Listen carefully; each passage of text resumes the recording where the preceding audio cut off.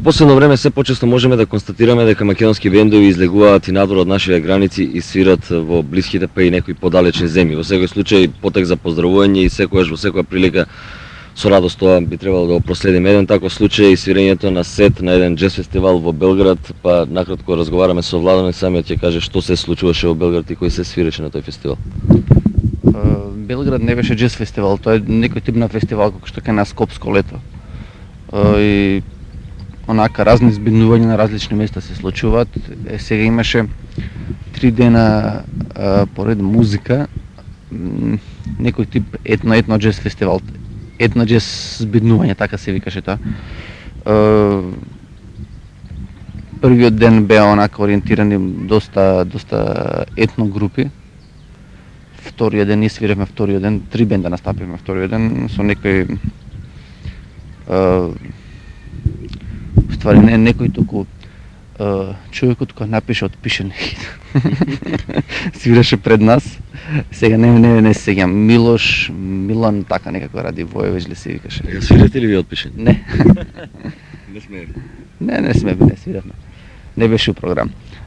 И после нас настапи Милош Петрович со сега многу интересно трио со не гитариста, туку саксофониста, некој грк. Многу интересен бенд.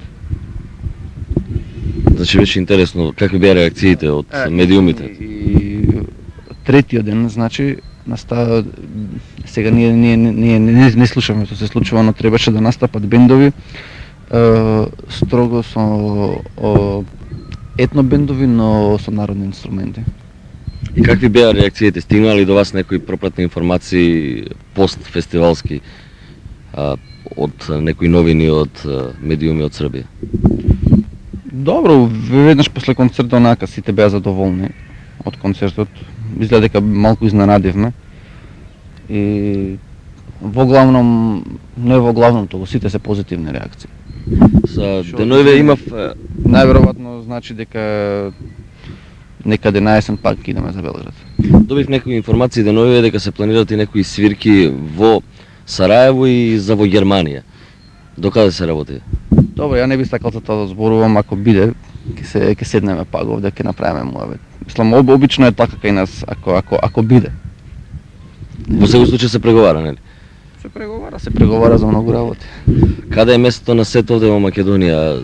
Дали планираат некој концертно представување, не рачунајќи и оние редовни клубски свирки? Ја лично имам впечаток дека малку се истрошивме, не свиречки се истрошивме, току пред публика се истрошивме со свирки во клубови. Мислам дека наредни пола година, можда и повеќе, нема сигурно да свириме концерт во Скопје. Сега надвор од Скопје, знаеш како мислам, работиве се многу отворени, тој што понуди свирка ќе свириме. Значи ли тоа дека тој временски период ќе го искористите за спремање некој нов материјал?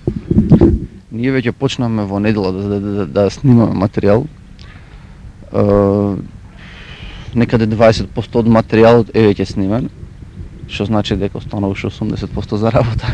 Многу често во овие емисии на Фонија зборувам со некои бендови кои што ги снимаат материјалите, па дури по година, 2, не би сакал да бидат повеќе ги издават. Каков е случајот со вас, дали веќе се преговара за некој издавач?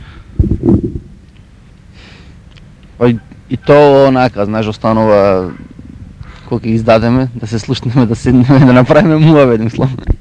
Тоа не оддаваш некои тајни, нели? Нема тајни, туку изгледа дека стана малку суеверен и онака не ќе пред време да зборувам. Па добро, да позборуваме малку за она што обидно, оној втор ваш материјал, како помина? Вториот албум, првото CD. Па добро, изгледа дека се заврши работава, пошто евидентно дека повеќе свириме колку што свиривме после касетава, нели, она пауза измеѓу, да кажеме, година-две од касетава до CD-то појавувањето. Многу повеќе свириме. И тогаш доста свиривме, значи сега ефтино распродаден е фул. Се шегувам. И мислам дека и добро помина во кај луѓе, онака, барем ја до сега не слушнав лоша критика за него, мислам. Може и подобро. Секогаш може подобро, мислам, нели? Тоа валја наредно ќе го направиме подобро.